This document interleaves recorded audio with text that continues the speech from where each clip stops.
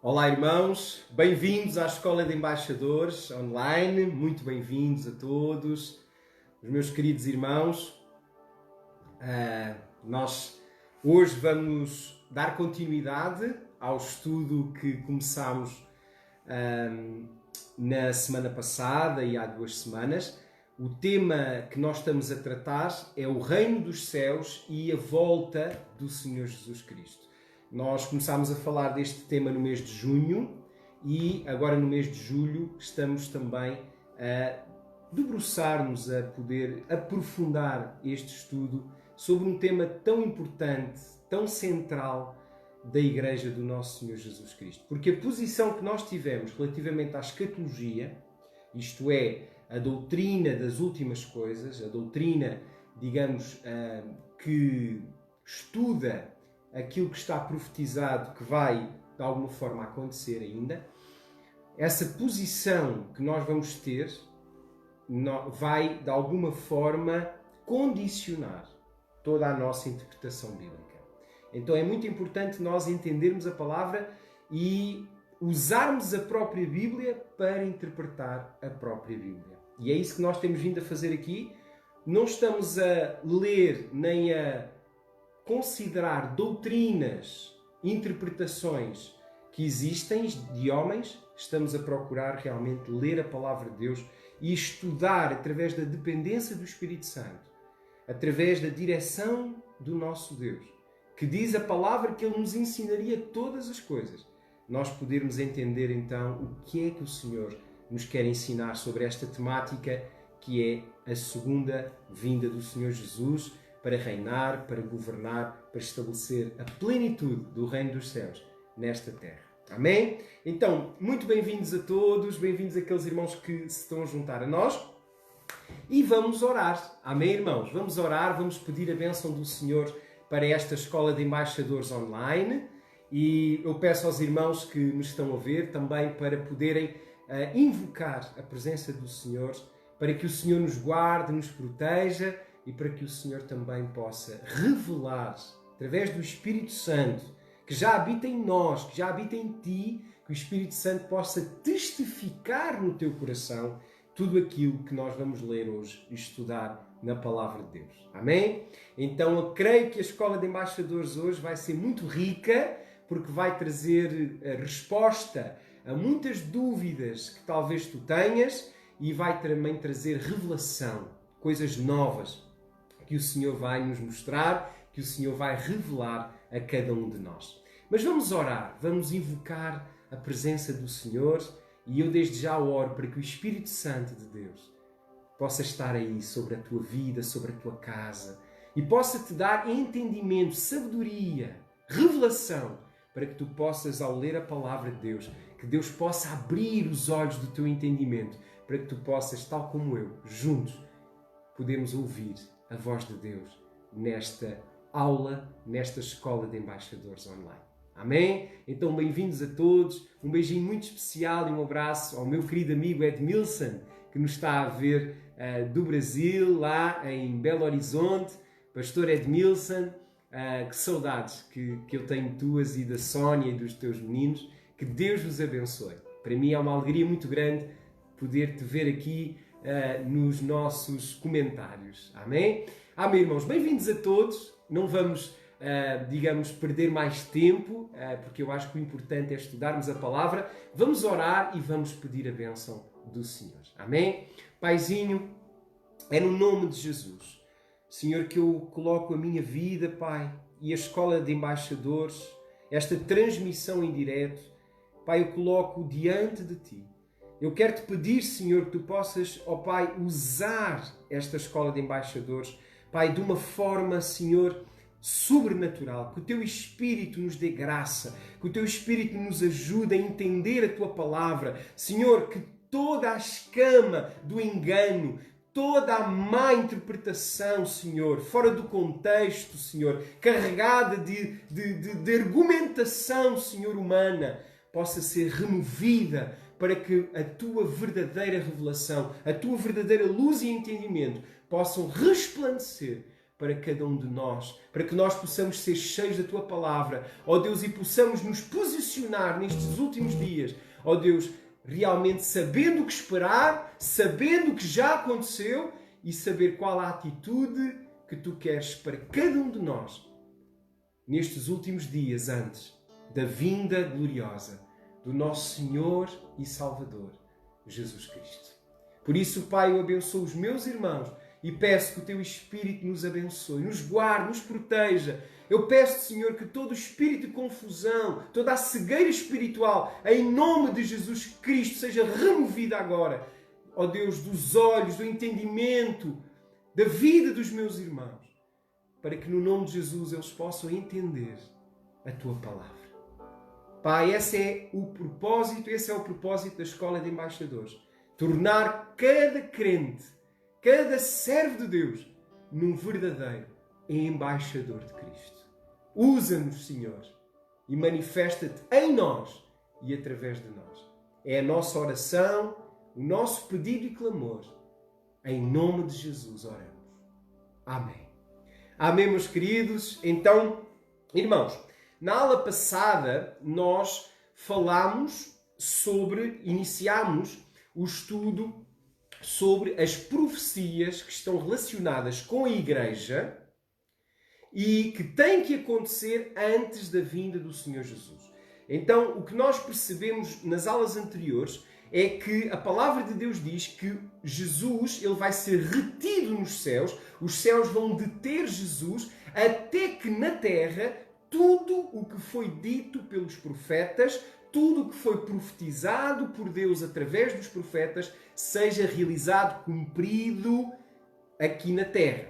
Então a palavra de Deus nos diz que o Senhor ele nos afirmou e disse: passará céus e terra, mas as minhas palavras elas não passarão. Então, irmãos, Jesus ele ainda não veio.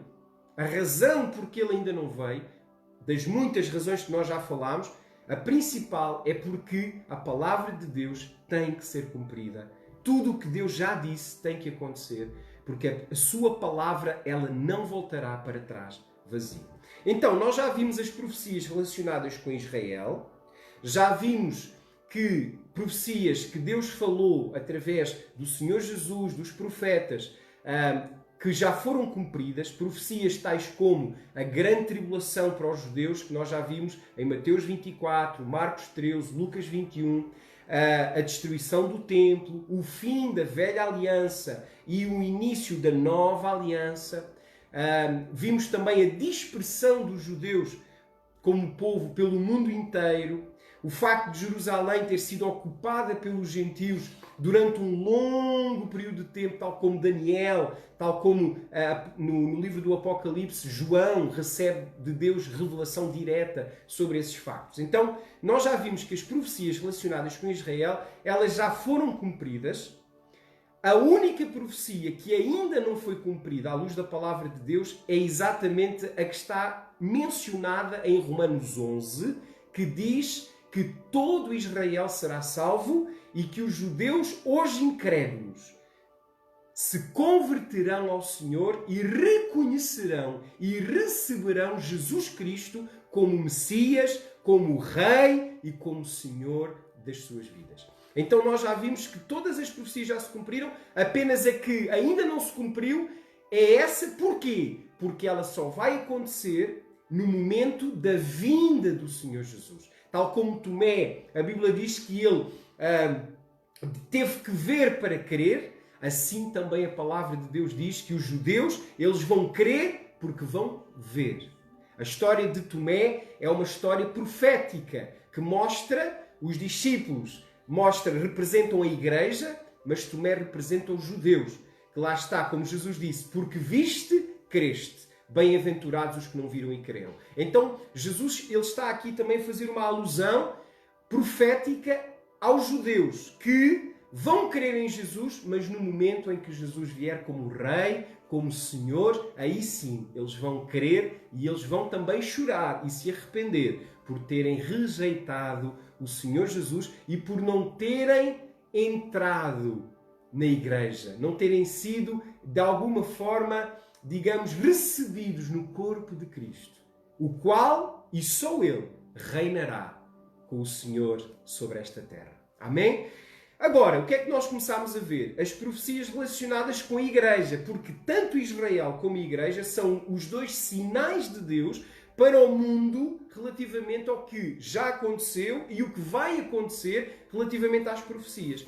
Então o que é que nós começamos a perceber? Percebemos em 2 aos Tessalonicenses, no livro de Daniel, no livro do Apocalipse, nós percebemos que existem duas profecias, ou melhor, uma profecia que fala de dois sinais que estão ligados um ao outro, que têm que acontecer na Igreja antes que Jesus possa voltar. O que é que nós vimos? Quais são esses dois sinais?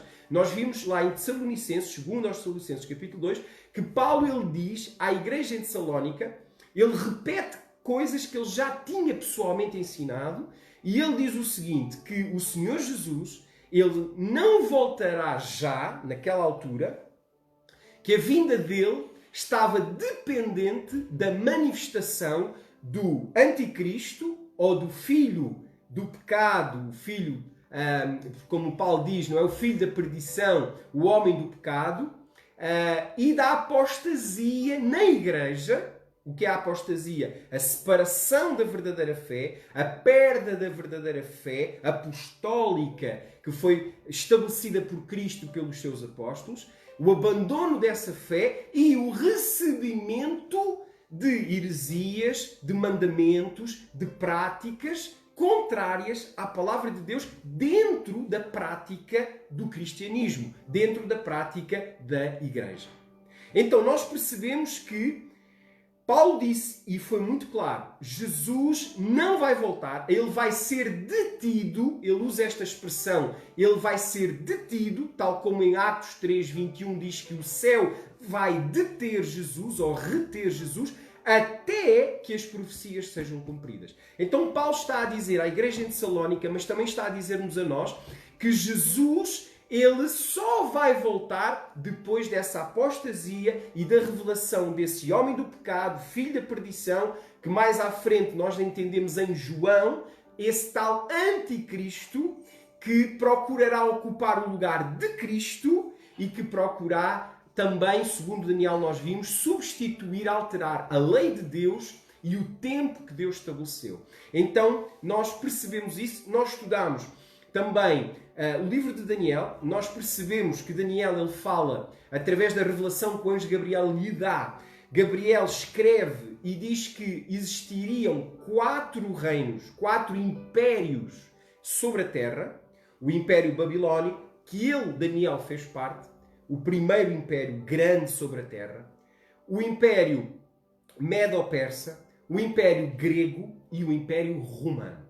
E ele diz que esses 4 impérios, eles passariam sobre a terra e que haveria um último império que seria, digamos, segundo as visões de Daniel e a interpretação do anjo Gabriel, esse 5º império seria, na realidade, o ressurgimento do 4º império, mas sobre uma forma espiritual e, ao mesmo tempo, também política e natural. Por isso é que em Apocalipse fala dos 2 chifres da besta e em Daniel fala do tal chifre que sai no meio dos 10 chifres do 4º animal, do tal Império Romano, esse chifre que sai e que fala como homem, que vê como homem e que fala blasfémias contra Deus.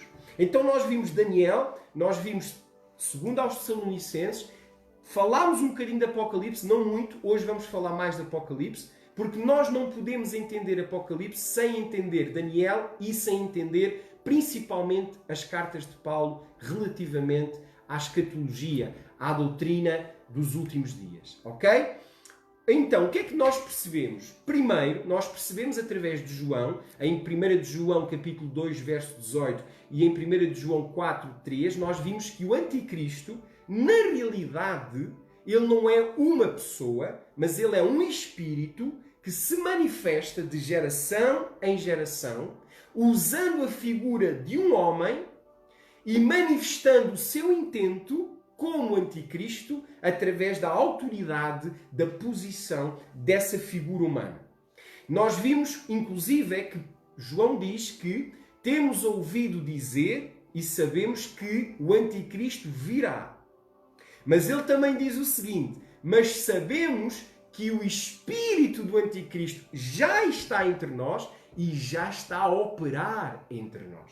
Então nós entendemos que o anticristo, ele não seria apenas um homem que iria existir na história num determinado momento, mas que é um espírito, o chamado espírito do anticristo, que iria se manifestar não num só homem, mas em vários homens. E no final dos tempos, num sistema humano representado por um homem que seria, digamos assim, de alguma forma, a personificação do anticristo. Ok? Tomando a figura de Cristo, assumindo o lugar de Cristo como o cabeça da igreja e sobre o qual, como a pedra angular, onde toda a igreja está assente, ou toda a igreja é edificada. Nós sabemos que a pedra é Jesus. Jesus disse: eu sou a pedra angular. Jesus diz a Pedro sobre esta pedra, não Pedro, mas a revelação de Pedro, quando Pedro disse: eu creio que tu és o Cristo, o Filho do Deus vivo. Jesus disse sobre esta pedra, não Pedro, mas a revelação, a afirmação de Pedro é que é pedra. E o que é pedra? Que Jesus Cristo é o Senhor, que Ele é o Cristo de Deus. Amém? Não é Pedro a pedra. Pedro não é uma pedra tal como eu sou, mas ele não é a pedra. A pedra é Jesus, a pedra angular. Por isso é que a Bíblia diz que a pedra angular seria rejeitada pelo seu próprio povo e Pedro não foi rejeitado. Pelo contrário, quem foi rejeitado foi Jesus Cristo, que foi depois, por fim, crucificado pelos nossos pecados. Amém? Então, irmãos, o que eu estou a contextualizar aqui para os irmãos entenderem, se lembrarem daquilo que nós falámos. Então nós percebemos que o anticristo é um espírito que se manifesta de geração em geração e exatamente antes da vinda de Jesus ele também estará na terra a atuar através da figura de um determinado homem, que nós já vamos ver quem, e ele continua a operar essa apostasia, não no mundo, mas dentro da igreja. Porque, irmãos, apostasia no mundo existe, existiu e sempre existirá. A Bíblia diz que o mundo jaz no maligno. Então, irmãos, a apostasia que Paulo fala não é no mundo. A apostasia é dentro da igreja. Então nós entendemos que quando Paulo diz que o anticristo se iria assentar no trono de Deus, no templo de Deus, não era o templo lá em Jerusalém, porque na teologia de Paulo o templo não é feito de pedra, mas o templo é a igreja de Cristo. Paulo ele é muito claro e Paulo diz que o templo de Deus, o templo de Cristo, o santuário de Deus, não é o templo lá em Jerusalém, porque ele sabia que o véu foi rasgado, a presença de Deus já não ficou mais naquele templo, a presença de Deus saiu e se manifestou através do Espírito Santo sobre os apóstolos e sobre a igreja primitiva. Então, Paulo sabia que o templo de Deus já não era aquele templo que Jesus criticou e até expulsou os vendedores dele, porque a presença de Deus não iria permanecer ali naquele lugar. Mas o templo de Deus é a igreja de Jesus Cristo. Então, quando ele diz que o anticristo vai se assentar sobre o templo de Deus, ele estava a falar claramente de que ele iria querer assumir o papel de Cristo na igreja. Por isso é chamado por João de o anticristo. Entenderam? Então, irmãos, isto é muito sério, porque isto vem desmistificar muita coisa, muita ideia, que na minha opinião, irmãos, perdoem-me a expressão, mas muitas vezes é mais ficção científica do que propriamente Bíblia e revelação bíblica. Amém, irmãos? Não quero ofender ninguém, mas há muita interpretação bíblica que, infelizmente, saiu da Bíblia e foi para o cinema, foi para a ficção. Irmãos, Bíblia não é ficção, Bíblia é revelação. Então, irmãos, atenção, o templo não é em Jerusalém. Esse não existe nem vai existir jamais, porque foi Deus que o destruiu. Vou repetir, o templo não existe nem vai mais existir. Porque Deus o destruiu. Não foi o diabo, não foi o anticristo, foi Deus que o destruiu. E está escrito na Bíblia, eu já mostrei isso. Se quiseres, vais lá ver lá atrás, nas aulas anteriores. Então, e aquilo que Deus fecha, a porta que Deus fecha, ninguém abre. E a porta que Deus abre, ninguém fecha. Agora, quem é o templo de Deus? Jesus Cristo, o cabeça, e quem é o corpo? Somos nós. Então, irmãos, isto é preciso vocês entenderem isto, porque senão vocês não vão entender, vai ser uma grande confusão e vocês vão abraçar mais a ficção do que a revelação. Amém? Então, vamos lá. Não temos muito tempo, irmãos, e é importante avançar. Então, o que é que nós vimos mais? Vimos alguns aspectos interessantes. Vimos que, para além que o anticristo é um espírito que passa de geração em geração, por isso é que a Bíblia diz que esse quinto reino, que seria o surgimento espiritual do quarto reino, que esse quinto reino seria o mais longo de todos. Na prática, ele teria uma duração de mais de 1000 anos. Muito mais de 1000 anos. Então, mostra que não pode ser uma pessoa só. Tem que ser, de facto, várias pessoas que são usadas, possuídas, podemos assim dizer, por esse tal espírito do anticristo. Ok? Então, irmãos, vimos depois que o reino do anticristo, ele iria estabelecer na igreja esse período de apostasia, ok? Vimos inclusive que o anticristo iria levar as pessoas, os crentes, ao pecado, ok? E iria levá-los à perdição eterna através da introdução na doutrina cristã de heresias, de situações de pecado que iriam afastar a presença de Deus dessa igreja apóstata, dessa igreja que iria adotar práticas pagãs, demoníacas e que iria levar os santos à prática de situações contrárias à palavra de Deus, afastando Deus, mas também afastando os próprios judeus. Por isso é que hoje os judeus continuam incrédulos, porque a igreja, entre aspas, tem manifestado mais a apostasia do que a revelação bíblica, tal como Jesus profetizou e tal como Paulo nos ensinou que teria que acontecer. Ok? Então, irmãos, vimos também que o anticristo se iria assentar então nesse santuário de Deus, apresentando-se como o próprio Deus, a manifestação do próprio Deus em carne. Lá está, por isso o anticristo, porque o único ser que se manifestou como Deus em carne foi Cristo, mais ninguém. Ele é a encarnação do Verbo. João capítulo 1, verso 14 diz: e o Verbo de Deus se fez carne e habitou entre nós. Só ele tem este título de ser a encarnação do Verbo, de ser a manifestação visível da glória de Deus. Amém? Se mais alguém reclama para si o título de santidade ou de imagem de Deus no mundo e sobre a igreja, esse alguém é o anticristo. Porque só Cristo Jesus é a manifestação da divindade e da glória de Deus na terra. Amém, irmãos?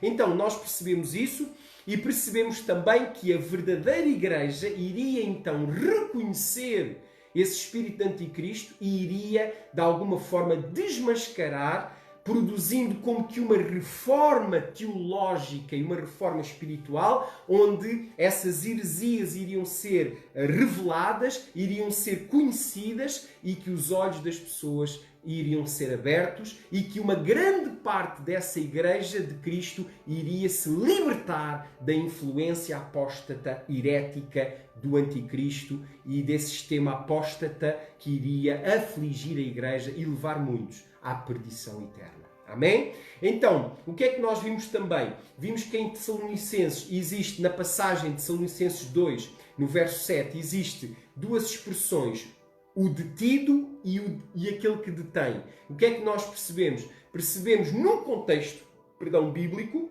usando a Bíblia para interpretar a própria Bíblia, entendemos que o detido é Jesus e quem o detém é quem? É exatamente a manifestação do anticristo e da apostasia, como quê? Como aspectos proféticos que têm que acontecer antes de Jesus voltar. Então, por isso é que Paulo diz: agora vocês sabem o que o detém, Jesus. Porque eles queriam que Jesus viesse naqueles dias. E Paulo diz: agora vocês sabem o que o detém. O que é que o detém? Aquilo que ele revelou, a apostasia e a manifestação do homem do pecado, do filho da perdição. Então percebemos que, infelizmente, existe em muitas teologias, principalmente teologias que procuram, digamos assim, camuflar a realidade da palavra de Deus, e nós mais à frente vamos ver porquê, que muitas vezes confundem textos que se referem a Jesus, atribui-os ao anticristo. E textos que se atribuem ao anticristo, atribui a Jesus. Então, muitas vezes, esta confusão é que muitas vezes leva as pessoas a não entender a palavra de Deus e a fazer confusão e a fazer, infelizmente, irmãos, a abraçar doutrinas que não têm nada a ver com a palavra de Deus. Retiram versículos do seu contexto. Irmãos, cuidado, um versículo fora do contexto é um pretexto para a heresia e para a má doutrina.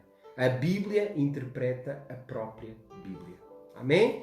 Glória a Deus. Então, falámos das 70 semanas de Daniel e percebemos que as 70 semanas de Daniel, elas apontam para a reconstrução de Jerusalém pós o cativeiro babilónico, mas também Daniel revela que depois de Jerusalém reconstruído e o templo reconstruído e depois da manifestação do Messias, que esse Messias seria cortado e que ele iria então estabelecer a graça, iria pôr fim ao sacrifício, iria pôr fim à velha aliança e que Jerusalém seria então destruída, o próprio templo destruído e que os judeus seriam dispersos como consequência da rejeição que tiveram ou que fizeram ao Messias e ao Filho de Deus. Como está escrito também nas parábolas de Jesus, em Mateus capítulo 22 e em outros textos que mostram claramente que Jesus diz que os judeus seriam, digamos, dispersos pelo mundo, iriam ser expulsos de Jerusalém como consequência da rejeição que eles tiveram ao Messias. Ok?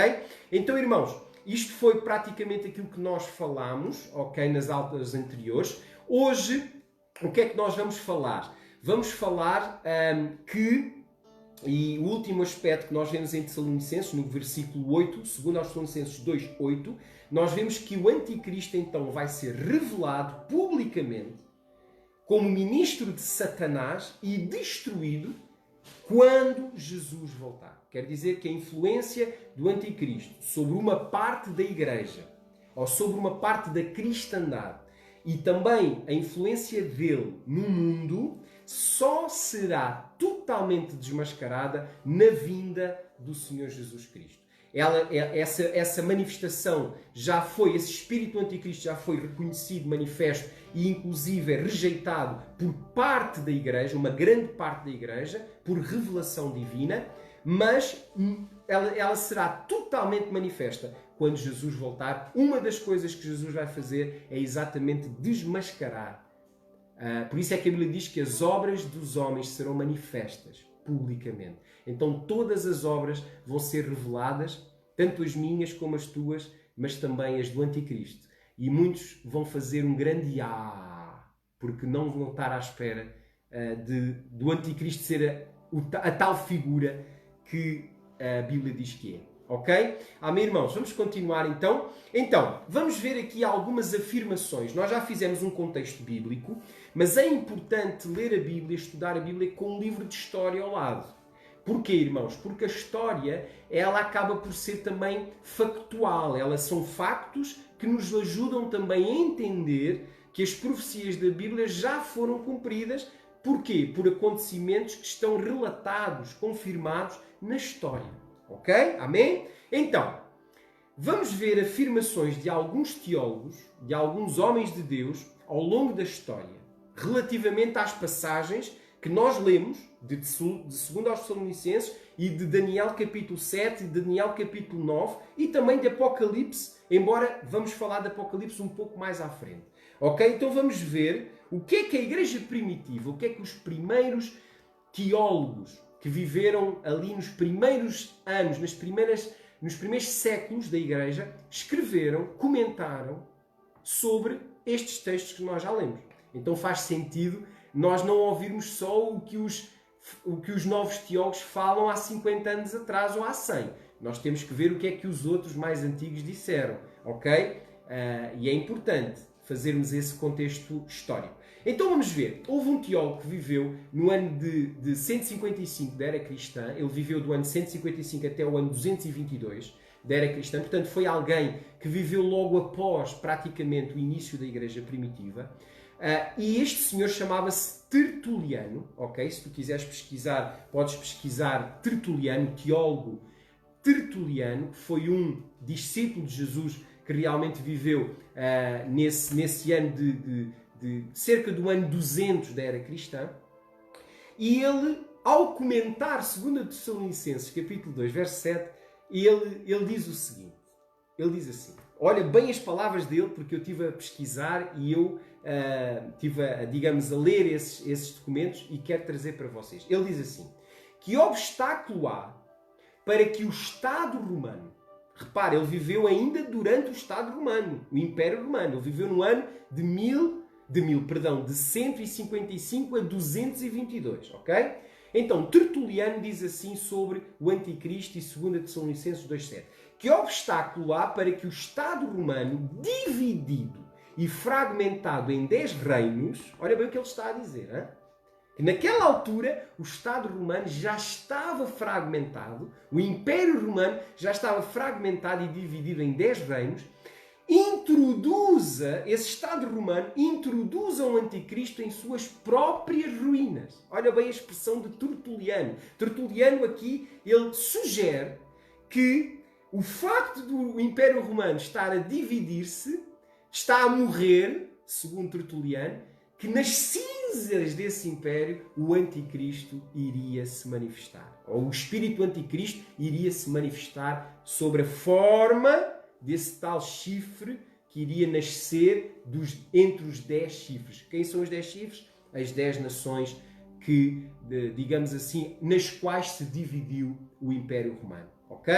Então, olha o que é que diz, por exemplo, Cirilo de Jerusalém, outro teólogo que viveu no ano 300 da era cristã. Cirilo de Jerusalém diz assim, levantar-se-ão juntos 10 reinos de Roma, reinando em diferentes partes, talvez, mas todos ao mesmo tempo, e após este 11º, o Anticristo, que através das suas artes mágicas, isto é, as suas ações espirituais, ocupará o poder de Roma, para se assentar sobre a sua autoridade, mas usurpou até o título de Pontifex Maximus, que era o título do imperador romano César Augusto. O imperador romano ele reclama o título de Pontifex Maximus,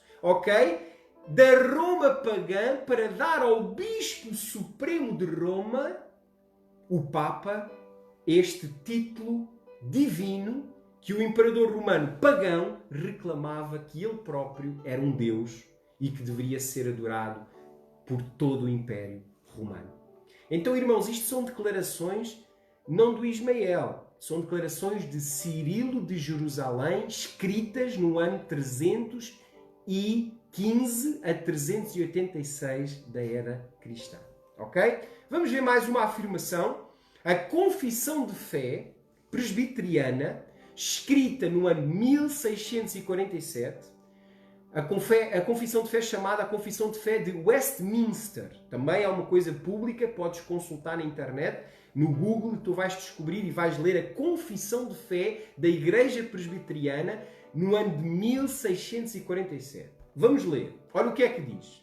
No ponto 25 da Confissão de Fé Presbiteriana diz assim: não há outro cabeça da Igreja senão o Senhor Jesus Cristo.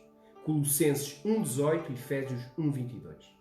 Em sentido algum, pode ser o Papa de Roma o cabeça dela, senão que ele é aquele anticristo, aquele homem do pecado, o filho da perdição, que se exalta na Igreja contra Cristo e contra tudo o que se chama Deus. Mateus 23, 8 a 10 e 2 Tessalonicenses 2, 3, 4, 8, 9 e Apocalipse 13, verso 8. Eu estou a citar a declaração de fé de Westminster no ano de 1647. Ok? Então, vamos ver agora, um pouco mais recente, as notas ao Novo Testamento de John Wesley. Já ouviram falar de John Wesley? Vamos ver. John Wesley, ele escreveu nos seus comentários ao Novo Testamento, eu fui ler e fui ver as notas de John Wesley em 2 Tessalonicenses 2:3. Vamos ver. Ele diz assim: o homem do pecado, o filho da perdição, em muitos aspectos, o Papa, tem um indisputável merecimento desses títulos. Ele é, num senso enfático, o homem do pecado. Enquanto ele aumenta de todas as formas o pecado na Igreja acima da medida.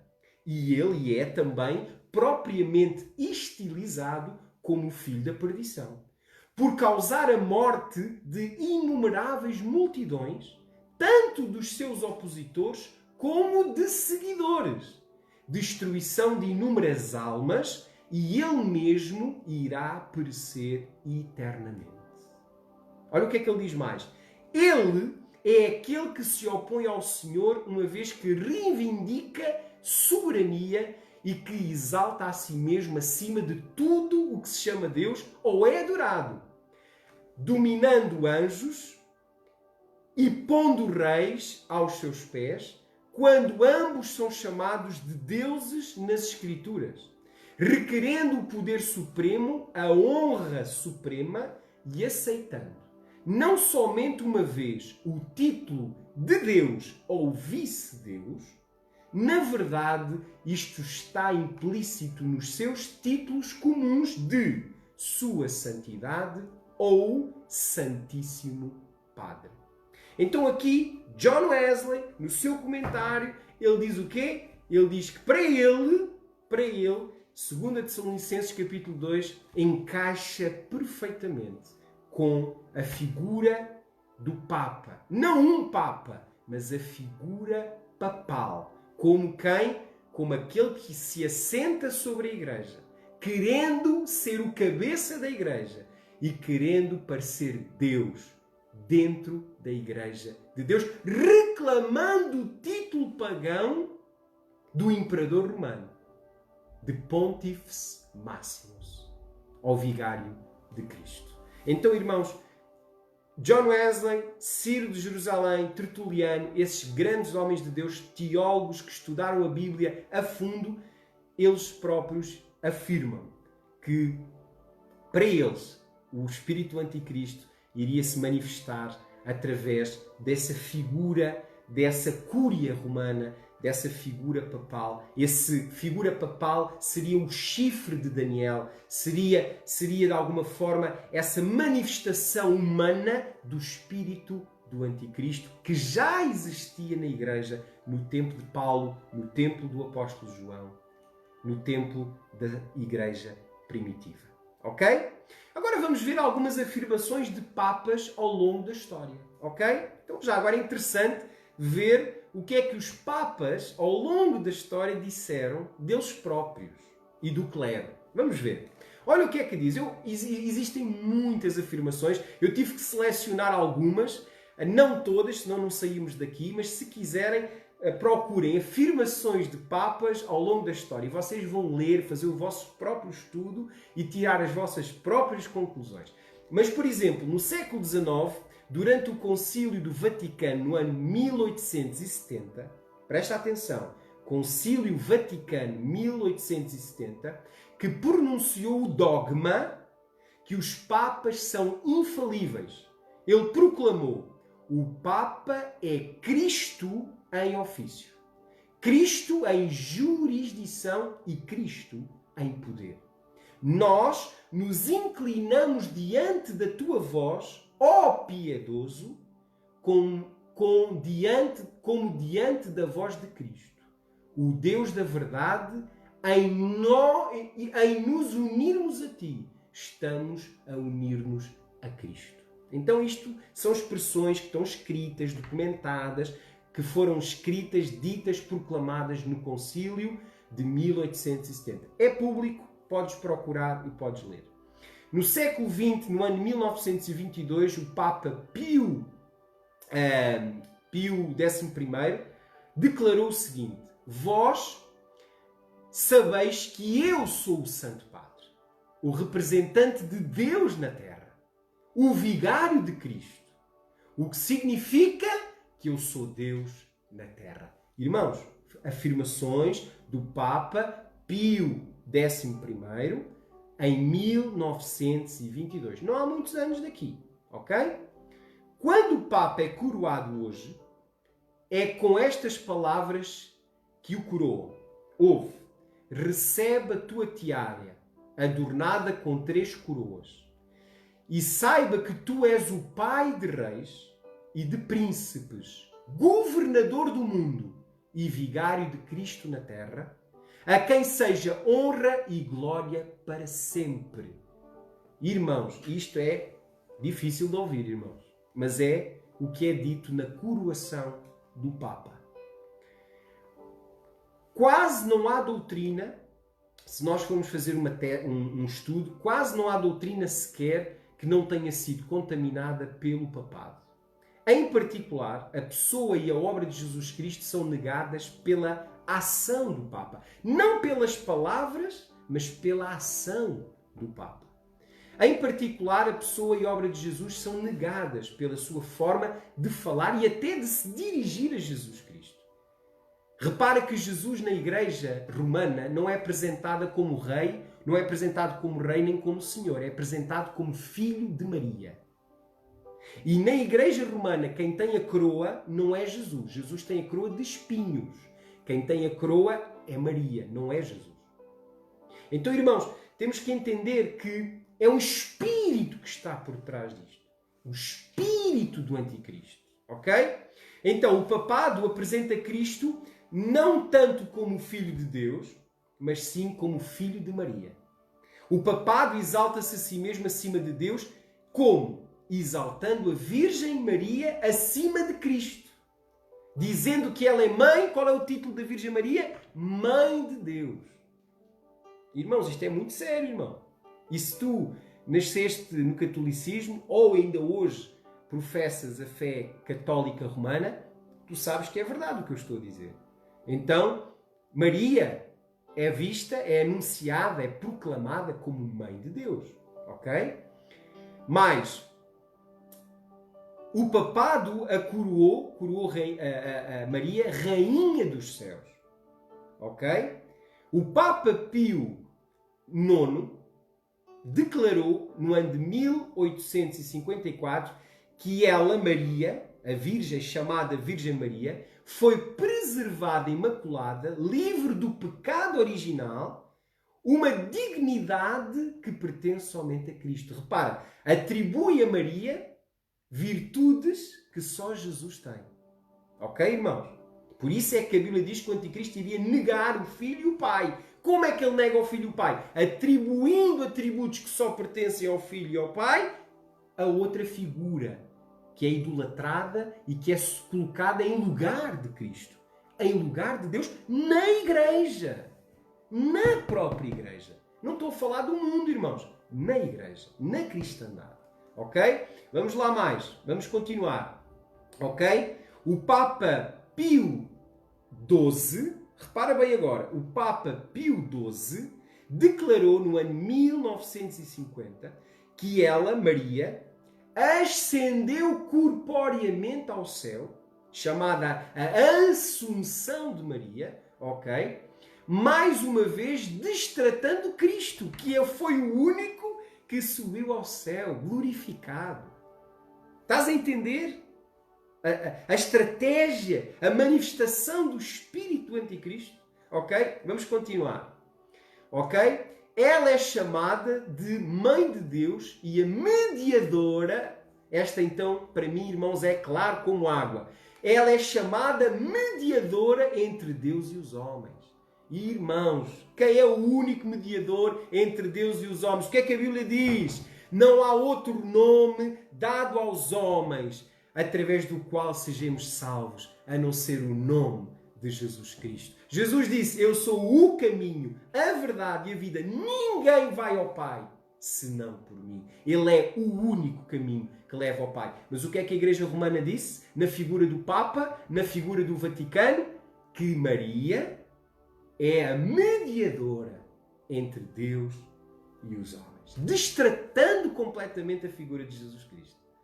Ok, irmãos? Estão a entender? Estão a entender isto que eu estou a dizer, irmãos? Amém? Vamos continuar.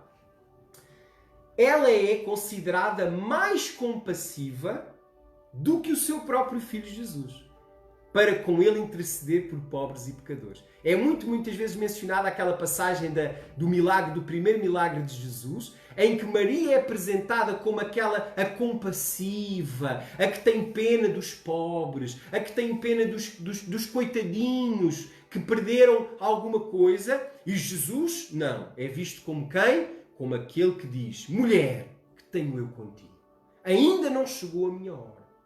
Então, irmãos, muitas vezes Maria é apresentada até como mais divina do que o próprio Jesus. Porque o Jesus é tratado como homem crucificado, como derrotado. E quem é que é glorificada na Igreja Romana? Quem é? Quem é glorificado? É Deus que é glorificado na Igreja Romana? Irmãos, basta ir ao 13 de Maio em Portugal, basta ir lá à Senhora da Mochima em Angola, basta ir às festas da Aparecida no Brasil e tu vais ver quem é que é glorificado. Se é Deus, se é Jesus Cristo ou se é outra entidade que o Papa colocou como objeto de culto. Ok, irmãos? Os irmãos estão-me a fazer entender? Amém? Então, vamos continuar. Olha o que diz agora mais. Para o papado, ela é efetivamente uma quarta pessoa na divindade. E isso há artigos teológicos católicos romanos que mostram, que advogam a divindade de Maria. Ok? E pela adoração da Virgem Maria nega-se o Pai, o Filho e o Espírito Santo. Então por isso é que João diz que o Espírito Anticristo nega o Pai, o Filho e o Espírito Santo. Não que o Espírito Anticristo diga que eles não existem. Não é isso. Porque Jesus disse: muitos virão em meu nome dizendo que eu sou o Cristo, mas vão enganar a muitos. Então, a negação não é da pessoa de Deus, porque isso, irmãos, é impossível negar. A Bíblia diz que até os demónios creem em Deus e estremecem. Não é a negação da existência de Deus, é a negação do senhorio de Deus sobre a nossa vida. Essa é a negação que João está a mencionar quando ele diz que o Espírito Anticristo nega o Pai, nega o Filho. Ok? Entenderam? Então, irmãos, vamos continuar. Olha o que é que diz 1 de João 2,22. Diz assim, 1 de João 1,22. Diz assim, perdão, 1 de João 2,22. Quem é mentiroso senão aquele que nega que Jesus é o Cristo? O único Cristo, o único mediador, o único ungido. Segundo, este é o anticristo, o qual nega também o Pai e o Filho. E nega como? Apresentando alguém, uma terceira pessoa, que recebe os atributos que só pertencem à pessoa bendita do nosso Deus. Amém, irmãos? Irmãos, estão a entender? Está a ser claro? Ok. Então, irmãos, estamos a partir da Bíblia, dos comentários de homens que, de facto, nós reconhecemos como homens de Deus, como John Wesley e outros, e estamos a confrontar com declarações públicas que o próprio Papa e o próprio clero, ou Cúria Romana, ou o Vaticano, mencionaram e revelaram. Ok? Então, mais recente, alguns até se lembram do que eu vou dizer agora, pessoas que viveram, que foram contemporâneas do Papa João Paulo II. Vamos ouvir, olha o que diz aqui. O Papa João Paulo II foi bem conhecido pela sua devoção a Maria. Ok? O Papa João Paulo II, inclusive, foi um dos principais promotores da idolatria e do culto mariano. O próprio o João Paulo II, no seu desígnio pessoal, ele chamava a Maria, ele dizia totus tuos, que significa em latim totalmente seu. Ele, quando se referia a Maria, ele dizia totos tuos, significa em latim totalmente seu. Atenção! Mas, para um cristão, isto só se pode aplicar a Cristo. Só Ele é Senhor das nossas vidas. Mas para o Papa se refere a Maria e não a Cristo. Mas ele publicamente creditou a ela, atribuiu a Maria, o seu livramento do atentado que sofreu em 1982. Lembram-se, muitos que estão a nos a ver hoje já eram vivos e lembram-se desta notícia que deu na televisão e no mundo. Em 1982, eu já era nascido, ainda era muito pequenino, mas tenho alguma memória deste facto, que em 1982 o Papa João Paulo II sofreu um atentado. Um atentado, se não me falha a memória, de um próprio padre que o quis matar por dizer que ele era o anticristo. Nesse atentado, o Papa sobreviveu. E sabes o que é que ele disse? Ele atribuiu o livramento a Maria. Não a Deus, não a Cristo, mas atribuiu o livramento a Maria. Durante a sua visita a Edimburgo, em 1981, ele disse o seguinte aos jovens. Olha o que é que o João Paulo II disse aos jovens. Sigam o exemplo da nossa abençoada Senhora, perfeito modelo de confiança em Deus e total cooperação ao seu plano divino para a salvação da humanidade. Ele atribui a Maria, falando aos jovens, que Maria ela participa na salvação da humanidade. Complicado, muito complicado. Através da sua intercessão, ele, Jesus, transformará a vida de vocês. Milhões são feitos cegos e iludidos por essa idolatria velada. Ok? Então, irmãos, é importante nós revelarmos o que a palavra de Deus diz. Nas profecias e a história. Ok? Vamos continuar. Ok? O espírito de perseguição do papado esteve em ação desde o tempo em que Roma obteve a sua ascendência. Porque, repara, o papado e o Império Romano ainda conviveram durante cerca de 200 anos. O Império Romano, através do Imperador Constantino, declarou religião cristã do Império. E durante cerca do ano 300, que Constantino viveu, até o ano de cerca de 500 e qualquer coisa, o Papa, a figura papal, ainda foi contemporânea do próprio Império Romano. E desde essa altura, o que é que nós vemos? Vemos que, desde esse momento e até antes, na figura do Imperador Romano, o espírito do Anticristo já perseguia a verdadeira Igreja. Olha o que é que nós lemos aqui. Nero, o Imperador Nero, perseguiu a Igreja e matou milhares de crentes. Nero, o Imperador Nero, que foi contemporâneo do primeiro século, Nero, ele lançava os cristãos aos leões nos coliseus, matava, fazia dos cristãos, da morte dos cristãos queimava os cristãos, crucificava os cristãos, perseguia os cristãos, fazia dos cristãos um espetáculo para as pessoas do Império Romano. Então, essa perseguição que foi muito forte na figura do Imperador Nero, o espírito do Anticristo manifestou-se em particular intensidade na figura de Nero. Porquê? Porque a Igreja estava a nascer, então o espírito do Anticristo se manifestou com muita intensidade no Imperador Romano César Nero, exatamente para tentar destruir a Igreja naqueles dias. Ok? Agora, o que é que nós percebemos depois de Nero? No surgimento do espírito de Nero, ou do espírito de Anticristo em Nero, na figura papal. Onde é que nós vemos isso? Na Inquisição. Na Inquisição, e nós sabemos pela história, que foi formalmente instalada pelo Papa Gregório IX, no ano de 1232, o objetivo declarado da Santa Inquisição era de quê? Manter a supremacia do papado na Europa e suprimir toda a contestação, toda a voz contrária contra a voz papal ou contra o Vaticano.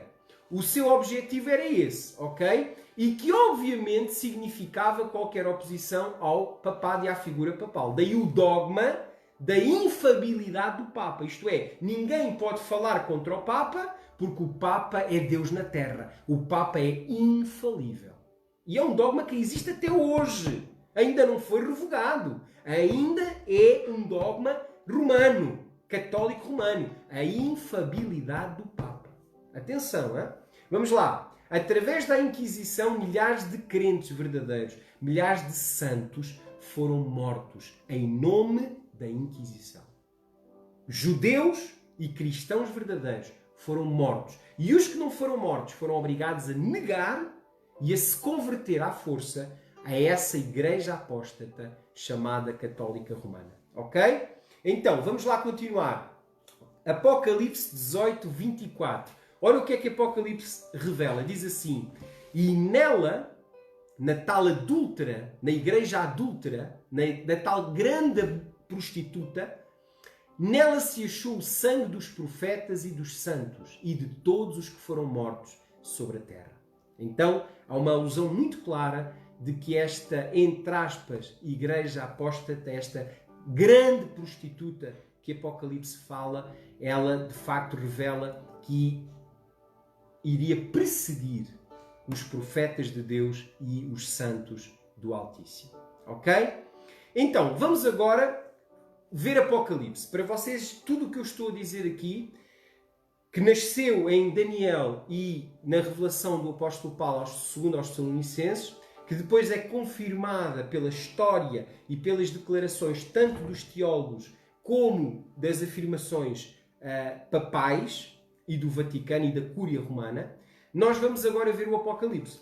E eu quero-vos convidar a abrir a vossa Bíblia em Apocalipse capítulo 13, para vocês perceberem e com esta base nós podermos então ler agora o Apocalipse e tentar entender o que está escrito. Vamos lá, Apocalipse capítulo 13, e vamos ler o capítulo 13, verso 1 ao 8. Vamos lá, Apocalipse 13. Eu queria te convidar a abrir a tua Bíblia para tu poderes ler tu próprio a palavra de Deus. Diz assim, Apocalipse 13, diz assim, verso 1 ao 8. Eu vou ler. E eu vi subir do mar uma besta. Uma besta é o quê? Como a gente já viu em Daniel, é um animal. Animal, besta é a mesma palavra, ok? Vi subir do mar uma besta que tinha 10 chifres e 7 cabeças. E sobre os seus chifres 10 diademas. E sobre as suas cabeças um nome de blasfémia. A besta que vi era semelhante ao leopardo, e os seus pés como os de urso, e a sua boca como de leão. Lá está, a mesma visão, muito parecida à que Daniel teve do Império Romano. Daniel 7, ok? Vamos continuar. O dragão, quem é o dragão? Satanás, a antiga serpente. A Bíblia claramente afirma em Apocalipse, no contexto teológico, o dragão é Satanás. O dragão deu-lhe o seu poder e o seu trono e grande autoridade. Verso 3. Então vi uma de suas cabeças golpeada de morte, mas a sua chaga mortal foi curada. Toda a terra se maravilhou seguindo a besta. E adoraram o dragão, que deu à besta a sua autoridade, e adoraram a besta, dizendo: quem é semelhante à besta? Quem poderá batalhar contra ela? E foi-lhe dada uma boca para proferir arrogâncias e blasfémias, e deu-se-lhe autoridade para continuar por 42 meses. Se nós formos traduzir estes 42 meses na linguagem profética, nós vamos chegar ao número de mais de 1000 anos. Ok? Vamos continuar.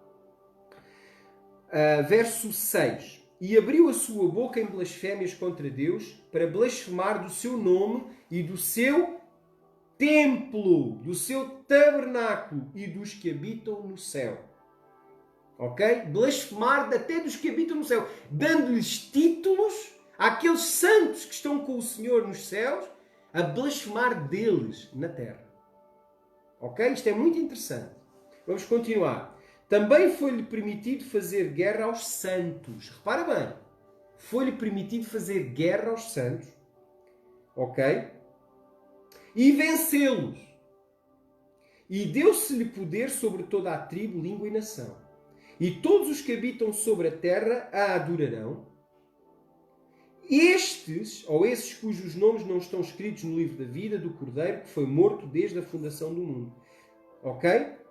Então, se alguém tem ouvidos para ouvir, ouça. Então aqui o apóstolo João está a escrever, está a trazer uma revelação profética, muito baseada em Daniel, por isso é que eu aconselho a interpretação do Apocalipse usando o profeta Daniel, ok? E o apóstolo Paulo também, que cita muitas vezes Daniel, para nós entendermos isto. Agora vamos traduzir isto. Então, do verso 1 ao 8, nós percebemos aqui claramente uma referência ao Império Romano. Através de Daniel nós entendemos isso. Referência ao Império Romano e principalmente ao imperador César Nero, ou Nero César, ok? Que foi, como eu disse há pouco, a grande personificação do espírito anticristo, na sua perseguição à Igreja e no seu reclamar do título de divindade.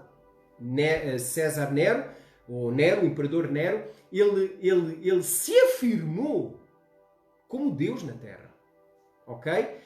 E esse é o espírito anticristo, ok? Então, esse foi caracterizado pela rebelião, esse César Nero, foi caracterizado pela rebelião contra Deus, alimentada pelo desejo satânico de ser adorado como Deus. Inclusive, Nero, ele exigiu que todas as pessoas no seu império o adorassem como Deus. Por isso é que os cristãos, que se recusaram a adorá-lo como Deus, foram perseguidos, mortos e destruídos. E a Bíblia diz que foi-lhe dado permissão para que os santos pudessem, de facto, ser vencidos. Ok? Continuando, Nero declarou ser Deus e se levantou contra tudo o que era adorado. Lá está. Os cristãos foram perseguidos na igreja primitiva por causa de adorarem outro Deus que não o imperador. Então, a grande razão da procura, da obsessão em destruir os cristãos, era exatamente porque eles não aceitaram adorar a figura do imperador romano. Ok? Também foi caracterizado pelo seu ódio aos santos. No verso 7 nós lemos, não é? Também foi-lhe permitido fazer guerra aos santos e vencê-los, e deu-se-lhes poder sobre toda a tribo, língua e nação. Então aqui em Apocalipse 13, nós estamos a falar de uma besta que é o Império Romano, e estamos a falar de um imperador romano, em particular, que iria de facto ter uma ação muito destrutiva contra a Igreja e que ele próprio iria reclamar para si próprio o título de Deus sobre a terra. Ok? Agora, verso 3. Vamos ler o verso 3. Então vi uma das suas cabeças golpeadas de morte, mas a sua chaga mortal foi curada. Ok? Toda a terra se maravilhou, seguindo a besta. Esta besta, a Bíblia diz que ela seria ferida. A cabeça dela seria ferida. Ok? Agora, quem é que feriu a cabeça do Império Romano? Quem é que feriu a crença de que o imperador era Deus? Quem foi? Foi a Igreja.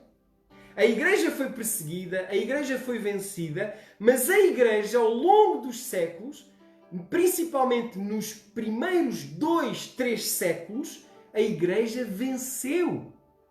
Feriu essa cabeça. Cabeça fala de quê? Da autoridade. Então a cabeça, a Igreja conseguiu provar que o imperador não era Deus, que o verdadeiro Deus era o Deus de Israel, manifesto na figura de Jesus Cristo, nosso Senhor. Amém? Então a Bíblia diz que a cabeça seria ferida. Verso 11. Olha o que é que diz o verso 11. Vamos ler agora o verso 11. Então vi subir da terra... Agora presta atenção. Verso 11. Então vi subir da terra outra besta. Diz comigo, outra besta. Não é a besta que subiu do mar. Capítulo 13, verso 1. Eu vi subir do mar uma besta. Verso 11. Então vi subir da terra outra besta. Atenção, isto é muito importante. Ok? Vamos lá. Verso 11. Então vi subir da terra outra besta que tinha 2 chifres, semelhantes aos de um cordeiro. Olha bem, esta segunda besta, ela apresenta-se parecida com o cordeiro. Irmãos, quem é a figura do cordeiro é de quem? Quem é o cordeiro? Olha o que é que diz Daniel. Verso 8. Vê o verso 8. Apocalipse 13, 8. Olha Apocalipse 13, 8. E todos os que habitam sobre a terra adorarão estes cujos nomes não estão escritos no livro da vida do Cordeiro que foi morto desde a fundação do mundo. Quem é esse cordeiro que foi morto? Isto é, que foi já planeado morrer por nós. Jesus Cristo, o cordeiro. Agora, no verso 11 diz o quê? Diz que esta besta iria ter 2 chifres, iria aparecer o aspecto. João está a dizer que o aspecto desta besta era como um cordeiro. Era querer assumir a imagem de um cordeiro. Ok? Estão a entender? Vamos lá. Verso 12. Exercia... espera lá. Vamos acabar aqui o verso 11. Diz assim: tinha 2 chifres semelhantes a um cordeiro, mas falava como um dragão. Quem é o dragão? Satanás. Tem o aspecto de cordeiro, mas fala as palavras do dragão. A voz do dragão. Isto é, a palavra do diabo, de Satanás. Ok? Verso 12. Exercia toda a autoridade da primeira besta na sua presença. Atenção, isto é muito importante. Exercia esta segunda besta e exerce a autoridade da primeira besta. Quer dizer que a segunda besta, ela nasce sobre o quê? Sobre a autoridade da primeira besta. Se a primeira besta é o Império Romano e se a cabeça ferida é o Imperador Nero, o espírito manifesto do Anticristo, na figura de Nero, então quer dizer que a segunda besta iria ser o ressurgimento do quê? Do Império Romano. Mas com outra roupa, com outra roupagem, com outro aspecto. Ok? Vamos lá. Exercia toda a autoridade da primeira besta na sua presença. Na sua presença porquê? Porque no início os 2 conviveram. A segunda besta e a primeira conviveram até que a primeira morreu, até que a primeira foi totalmente vencida e a segunda assumiu totalmente o poder e única glória do Império. Ok? Vamos continuar.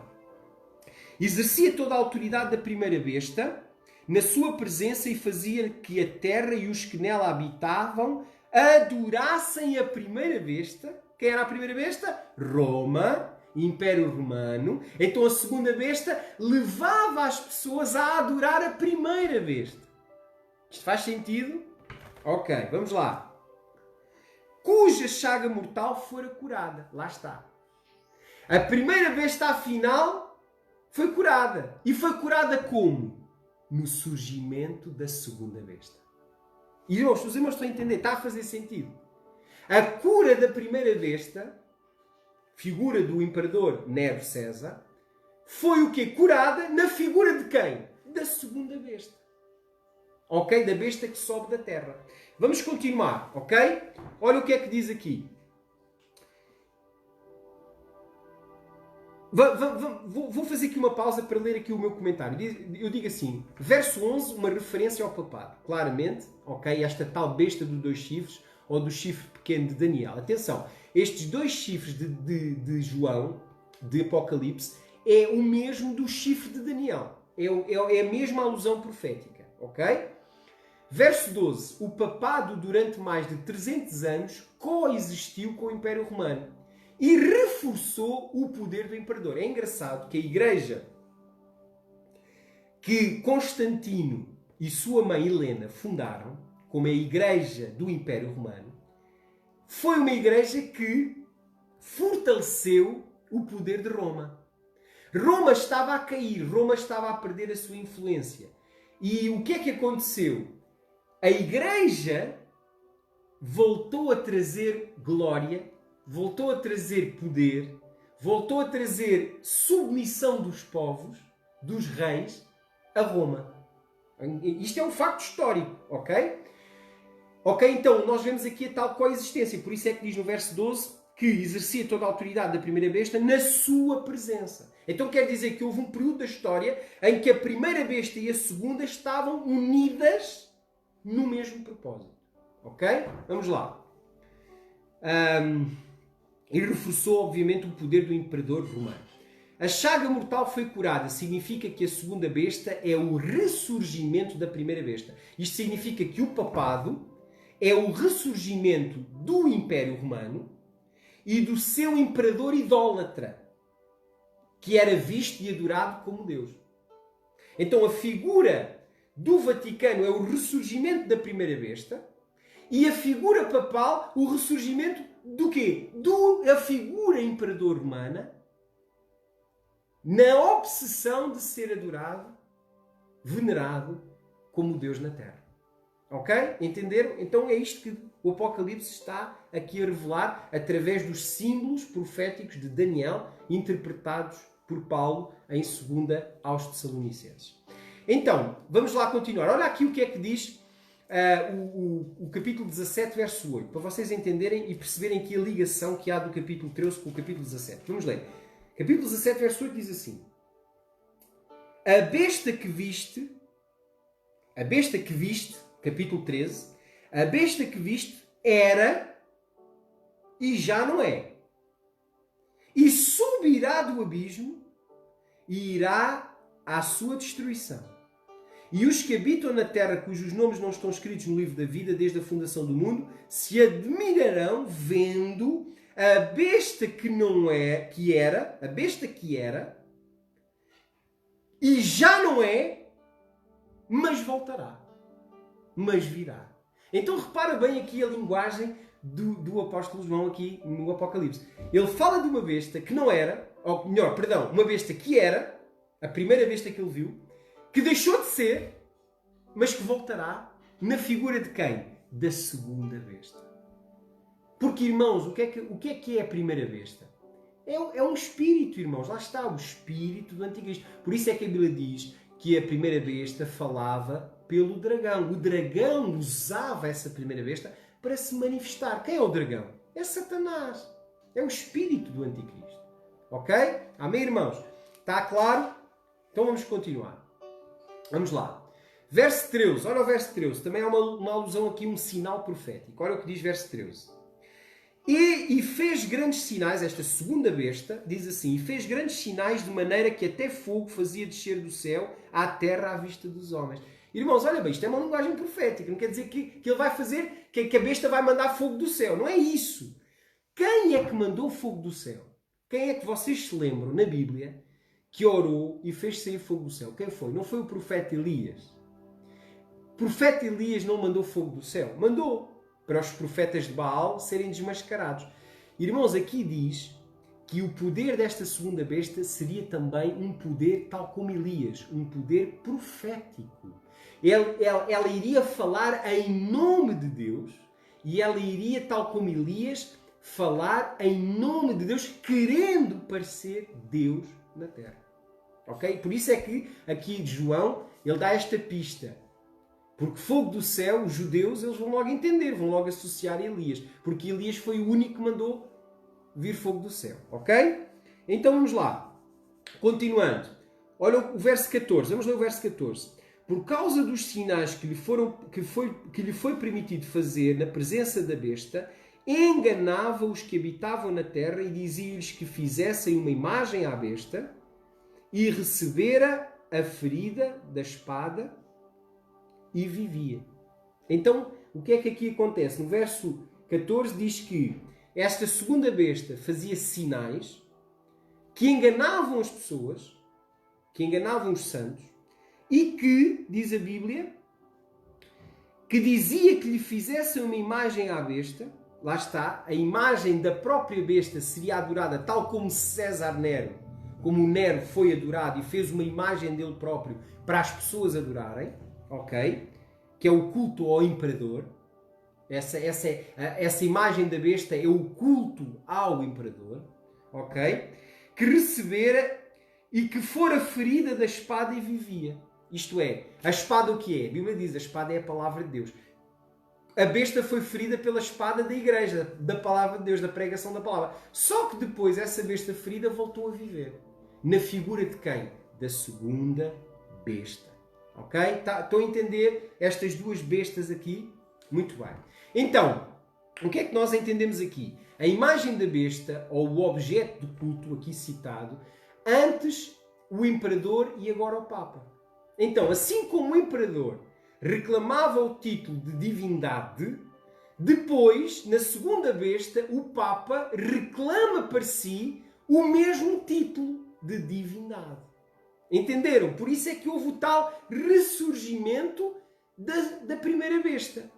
Ele é, o Papa, propriamente o ídolo da Igreja. Toda a Igreja vive em função do quê? Do Papa. Ok? Ele representa em si mesmo todo o poder da besta de 2 chifres e é a cabeça e toda a autoridade temporal como também espiritual. Ele não é nada mais do que uma pessoa privada, normal, humana, sem poder e sem autoridade, até que o clero, a cúria, corrompida, o que é que faz a cúria? O clero, até que o clero corrompido o escolha e o nomeie Papa. Ok? Dando a ele o quê? Vida e o capacita para falar e decretar e perseguir até à morte tantos quantos recusam se submeter e adorá-lo. Então logo é escolhido Papa, ele é vestido com as chamadas vestes ou trajes pontifícios e é coroado e colocado sobre um altar e os cardeais, toda aquela cúria, vêm e beijam os pés do recém-eleito Papa. A esta cerimónia o Vaticano chama adoração. Vejam bem, hein?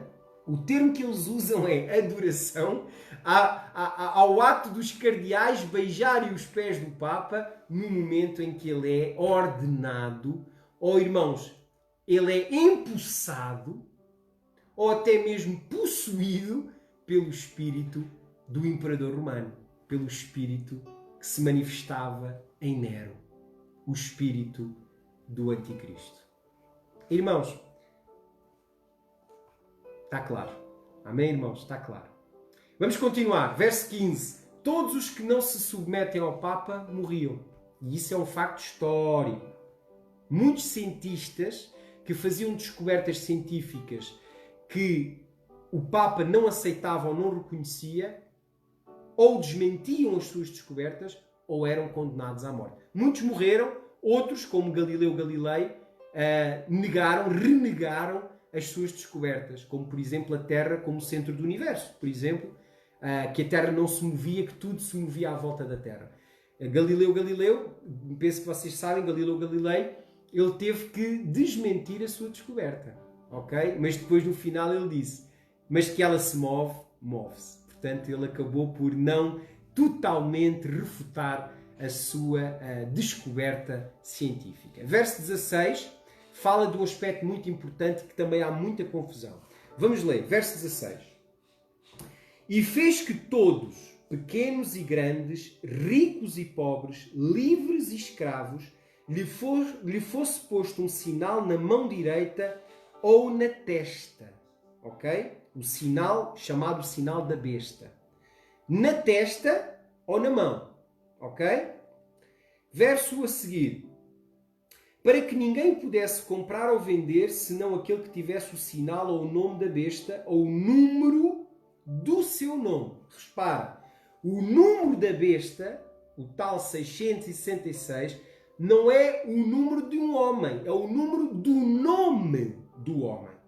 Atenção, isto é importante para descobrir quem é o nome, ok? Olha o que diz.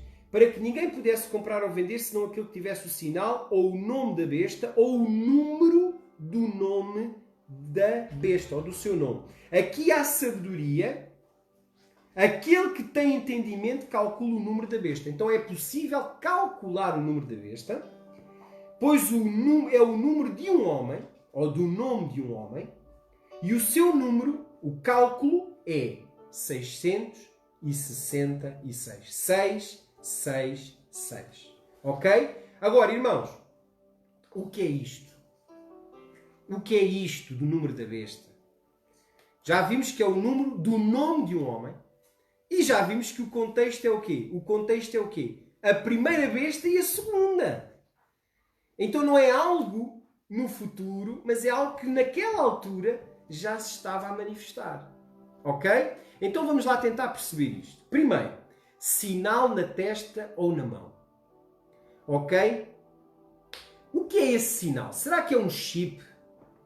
como alguns dizem hoje, que as pessoas vão ter um chip na mão e esse chip vai ser a marca da besta? Será que é o quê? Será que é um dispositivo, uma marca que vai ser colocada obrigatoriamente nas pessoas? O que é? O que é o chip? O que é essa marca? O que é isso que as pessoas dizem? Irmãos, volto a dizer, muitos transformaram a interpretação bíblica em ficção científica, irmãos. O que é isso? A Bíblia interpreta a própria Bíblia. Nós precisamos de perceber na Bíblia onde é que está escrito, primeira vez que foi mencionada, a regra de hermenêutica da primeira menção é uma regra de ouro. Todo teólogo, todo interpretador, todo exegeta bíblico sabe que a lei da primeira menção é uma das principais regras de hermenêutica. E por nós precisamos de saber o que é que aqui João está-se a referir. João era judeu. João estava a falar aqui para os judeus na igreja primitiva que se converteram ao cristianismo. Então, irmãos, o que era este sinal? Então, nós temos que entender e temos que ir à Bíblia ver onde é que isto é mencionado para interpretar isto que está aqui a dizer. A Bíblia interpreta a própria Bíblia.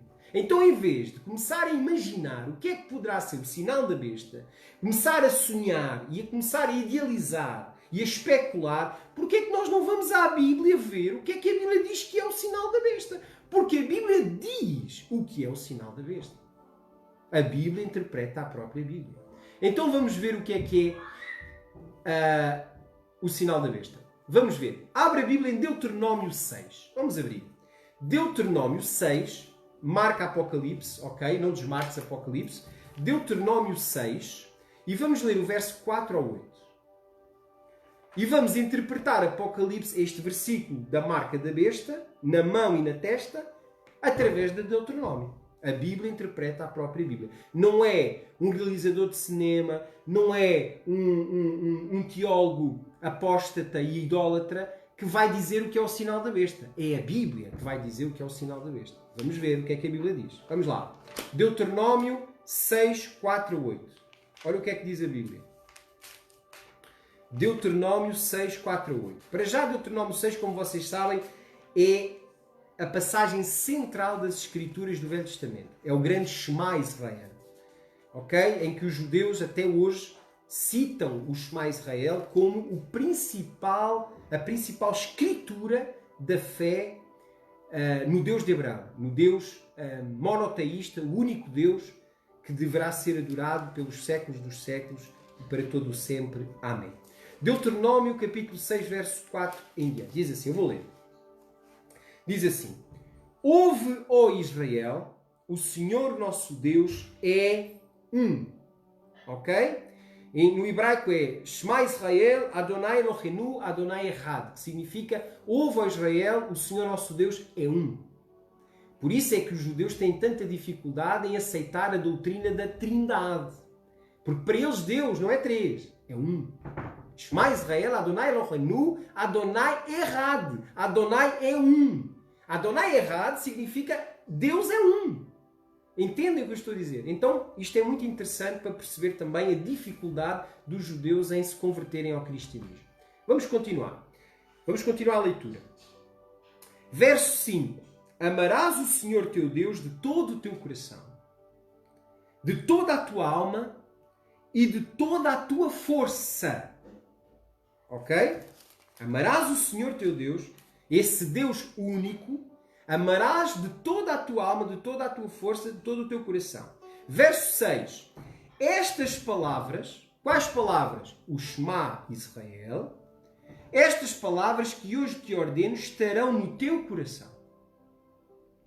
Agora, verso 7. Tu as inculcarás a teus filhos e delas falarás assentado em tua casa, andando pelo caminho e deleitando-te e levantando-te. Isto é, tu vais repetir estas palavras, este ensino, esta doutrina, este mandamento, tu vais ensinar aos teus filhos sempre, em qualquer situação. Seja a levantar, a deitar, a deleitar, terá que estar sempre presente onde quer que tu estejas. Verso 8. Também as atarás na tua mão por sinal e te serão por faixa entre os teus olhos. Irmãos, tu estás a entender o que é que está aqui a escrever, irmão? Olha o que é que está aqui a dizer. Verso 9 a seguir. Escreverás nos umbrais da casa e nas portas. Isto é, em todo o lado, a doutrina, a lei de Deus tem que estar presente. E isso será o sinal na tua mão e na tua testa. Irmãos, Apocalipse, João está a dizer que o anticristo iria ele próprio estabelecer uma doutrina apóstata, uma lei apóstata, à semelhança da doutrina de Deus, à semelhança do sinal que Deus deu ao seu povo. O anticristo iria também criar uma doutrina e iria exigir que essa doutrina estivesse no dia a dia do seu povo, da sua igreja, do seu império. Então a marca da besta não é uma coisa física. A marca da besta é uma coisa espiritual. Porque, irmãos, olha para mim.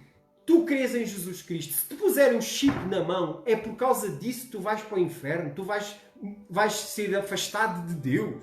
Então e os santos cristãos da igreja primitiva que foram queimados, lançados às feras, cortados aos pedaços? Como é que é? Acham que é um chip? Ou acham que é qualquer coisa natural que vai atentar contra a tua espiritualidade e contra a tua fé em Cristo? Então quer dizer, tu pões um chip na mão e deixas de acreditar em Jesus? Deixas de declarar que Ele é Senhor da tua vida? Não faz sentido. Agora, desta forma, usando a Bíblia para interpretar a Bíblia, nós faz sentido. Então quer dizer, como o diabo é o imitador de Deus, ele não é criador de nada, a Bíblia diz que ele é o pai da mentira, então o que é que ele vai fazer? Ele vai usar o sinal de Deus para ele próprio corromper o sinal de Deus e estabelecer a sua própria marca. Entender o seu próprio sinal, que não é um chip, que não é nada natural. É a doutrina apóstata de que o Papa ou o Imperador, neste caso específico, era Deus. Entenderam o que eu estou a dizer? O sinal de Deus é o quê? Que Elohim é o Deus. Shema Israel, Adonai Eloheinu, Adonai Echad. Ouve, ó Israel, que o Senhor teu Deus é o único Deus. Qual é o sinal da besta? Que o Imperador, ou que o Papa, é a manifestação de Deus na Terra. Entenderam? Está claro? Irmãos, nós temos de ter muito cuidado com interpretações fora da Bíblia. A Bíblia interpreta a própria Bíblia. E em Deuteronômio Deus usa a expressão: isso te será como sinal. E o mesmo termo é usado em Apocalipse. Isto será sinal. O chamado sinal da besta. Tanto da primeira como da segunda. Porque a segunda é o quê? É o ressurgimento da primeira besta. Com uma outra roupagem. Com uma outra manifestação. Não como um império, mas como uma igreja. Como uma roupagem de espiritualidade. Entenderam? Está claro? Então, irmãos, estamos a chegar ao final do nosso tempo. Tinha muito mais coisas para vos dizer, muito mais coisas para vos revelar. Não eu, mas a palavra de Deus. Mas não vou ter como fazer, vai ter que ficar para a próxima aula, para que também não andemos a correr, porque estas coisas é importante nós estudarmos em oração, na dependência do Espírito Santo, para também não cometermos nenhum tipo de precipitação. Então, eu vou ficar por aqui hoje, mas aquilo que eu queria de alguma forma terminar dizendo, concluindo este capítulo 13 de Apocalipse, é dizer o seguinte. Diz assim a Bíblia no verso 18. Aqui há sabedoria. Aquele que tem entendimento calcula o número da besta.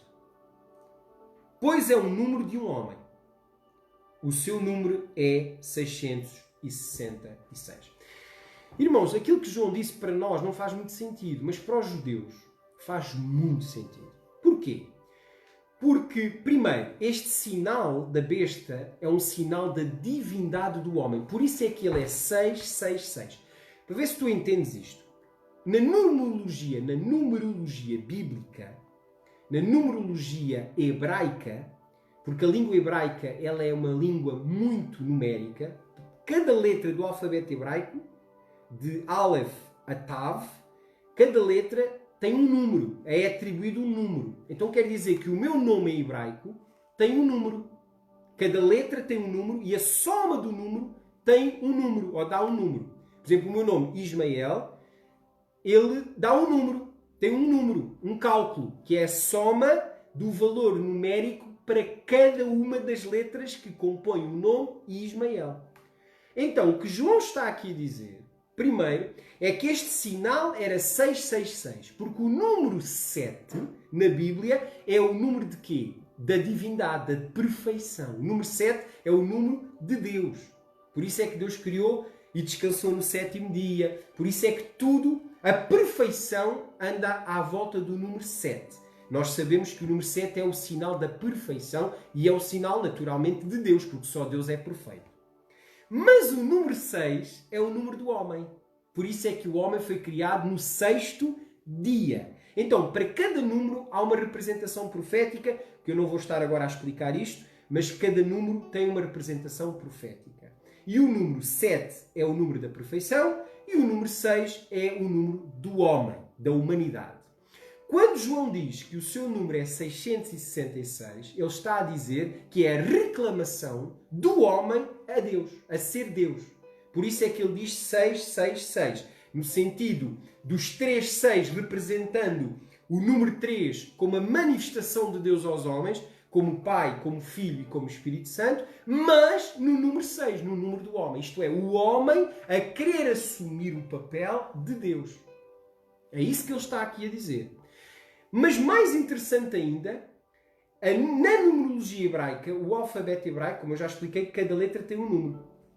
Se nós formos ao nome César Nero, que foi o tal primeiro imperador que manifestou de uma forma muito intensa o espírito anticristo contra a Igreja, e que depois essa figura foi restaurada na figura papal, como o tal imperador divino, como o tal imperador objeto de culto, e que queria assumir poder sobre a própria Igreja de Cristo, primeiro Nero através da força e da violência, depois o Papa através da heresia e da apostasia. Entenderam? Então, o imperador Nero, o nome Nero César, se tu fores colocar no hebraico, vai dar 666. O que João está a dizer aqui à Igreja do primeiro século, e João escreveu isto no ano 90 da era cristã, o que ele estava a dizer era: atenção, que a figura do imperador, deste imperador que hoje nos está a perseguir, deste imperador que me exilou na ilha de Patmos, deste imperador que tem perseguido a Igreja em todo o Império, o número dele é 666. Entenderam? Então, o número da besta é o quê? A figura do imperador romano, que é depois ressuscitada na figura do Papa na Cúria Romana ou no Vaticano. Ok? Então, os irmãos entenderam? Então, João estava a declarar que Nero, ou melhor, o seu espírito, o espírito de Nero, do Anticristo, se levantaria novamente sobre a forma deste homem do pecado, do filho da perdição, que, segundo Paulo, iria introduzir dentro da Igreja a apostasia. Irmãos, e para quem conhece a história e a palavra, não há dúvidas. Não existe figura na história, de antes, hoje e futura, que encaixe tão bem como esta interpretação que nós estamos aqui a fazer das Sagradas Escrituras e das profecias que foram proclamadas para a nossa direção e também proteção. Por isso é que a Bíblia diz em Apocalipse 18, vamos lá ver, Apocalipse 18, verso 4. Olha o que é que diz. Apocalipse 18, 4. Lê lá na tua Bíblia. Apocalipse 18, 4. Ouvi outra voz do céu dizer: sai dela, povo meu, para que não sejas participante dos seus pecados, para que não incorras nas suas pragas, pois os seus pecados se acumulam até ao céu. E Deus se lembrou das iniquidades dela. O que é que Deus diz? Sai dela, povo meu. Então quer dizer que ainda existe muito povo de Deus. Pessoas sinceras. Pessoas que amam mesmo a Deus, mas que ainda estão debaixo da autoridade da apostasia, do filho do pecado, do homem do pecado, do filho da perdição. Então, irmãos, vamos ficar por aqui. Na próxima aula vamos falar de mais sinais, para que não hajam dúvidas. Mas o importante deste estudo, irmãos, volto a dizer, é nós entendermos que as profecias, tanto relacionadas com Israel, como relacionadas com a Igreja, as profecias que tinham que acontecer antes da volta de Jesus, elas já aconteceram. Então, irmãos, nós não podemos ter uma perspectiva futurista de toda a profecia bíblica. Não faz sentido. Irmãos, já passaram 2000 anos de história. Como é que é possível que em 2000 anos nada aconteceu, como alguns dizem? Que tudo ainda está para acontecer? Irmãos, praticamente, na minha opinião, as profecias todas já se cumpriram, com exceção das profecias que têm que acontecer no momento da vinda de Jesus. Que é a conversão dos judeus e a revelação pública do Anticristo. Que também só vai acontecer no momento em que Jesus Cristo vier estabelecer o seu reino em toda a terra. E diz a Bíblia que ele vai lançar o falso profeta, a besta e o Anticristo. Aonde? No lago de fogo e enxofre, que é o quê? A segunda morte. Amém, irmãos? Então, meus queridos, vamos ficar por aqui. Peço desculpa por ter demorado aqui mais 5 minutinhos do tempo que acordámos usar na Escola de Embaixadores, uma aula de cerca de 1h30. Mas, irmãos, aquilo que eu vos peço é, partilhem este vídeo. Não é um vídeo fácil de ouvir por algumas pessoas, eu compreendo e também respeito. Mas o meu desejo é que a verdade e a ação do Espírito Santo possa trazer a convicção no coração das pessoas. Eu não estou aqui para criticar nenhuma igreja, nenhuma religião. Não estou. Estou aqui apenas para mostrar o que a Bíblia diz e como a Bíblia se cumpre na história. E como a Bíblia se cumpre através de factos históricos que já aconteceram. E isso só aumenta a nossa fé nas palavras do Senhor Jesus, nas palavras de Deus. Amém? Então, meus queridos, muito bem-vindos a todos a esta Escola de Embaixadores, aqueles que estão aqui fielmente, todas as quartas-feiras. Muito obrigado. Mas peço-vos, partilhem este vídeo para que mais pessoas, principalmente as pessoas que amam a Deus, mas que ainda estão dentro. Como diz Apocalipse 18, sai dela, povo meu.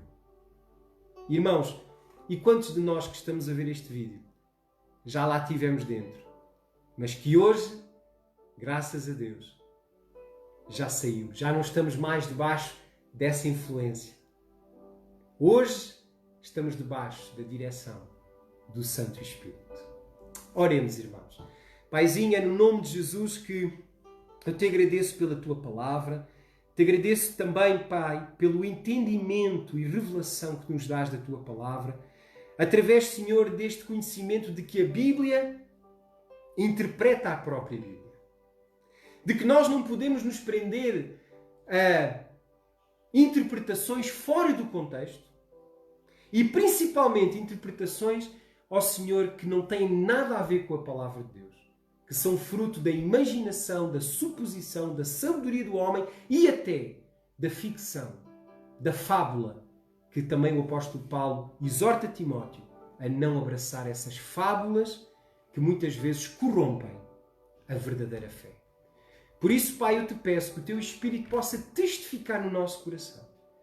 Porque a nossa alegria e esperança é que se as profecias já estão cumpridas, então significa que Jesus Cristo está próximo. E nós, como igreja, declaramos: Maranata, ora vem, Senhor Jesus. Amém? Em nome de Jesus eu te agradeço, Senhor, por esta oportunidade, Senhor, que Tu me dás de poder pregar a Tua palavra, de poder, Senhor, revelar, ó Deus, as profecias que Tu próprio trouxeste para a nossa edificação e alerta. Mas o que eu te peço agora é que Tu possas, Senhor, libertar e salvar aqueles que ainda possam estar sobre esse jugo, sobre essa marca da besta. Ó Deus, que eles se libertam disso, para que eles possam se entregar totalmente a Jesus Cristo. Eu oro e eu te agradeço, em nome de Jesus, declarando, Senhor, a Tua presença sobre as nossas vidas, em nome de Jesus. Amém. Amém, meus queridos. Que Deus vos abençoe. Até à próxima quarta-feira. Não se esqueçam que sexta-feira às 9 horas temos aqui um mega grupo Vida para também abençoar a vossa vida. Teremos a celebração da Ceia do Senhor, da Santa Ceia, na sexta-feira agora, em direto. Prepara o teu pão, prepara o teu vinho e juntos, como igreja, vamos celebrar a Ceia do Senhor, cumprindo o mandamento do Senhor que Ele disse para fazer: fazei em memória de mim. Pois todas as vezes que comerdes este pão e beberdes este cálice, anunciais a morte do Senhor até que Ele venha. Aleluia. Amém? Então, sexta-feira aqui às 9 da noite, do horário de Portugal, em direto, estaremos aqui no Mega Grupo Vida a celebrar a Ceia do Senhor para toda a Igreja Embaixada Cristã. Amém? Mesmo os irmãos que celebraram no domingo passado aqui em Portugal, exorto-vos para voltarem a celebrar em casa, glorificando ao Senhor e testemunhando a sua morte e gloriosa ressurreição. Amém? Meu querido, que Deus te abençoe em nome de Jesus. Amém.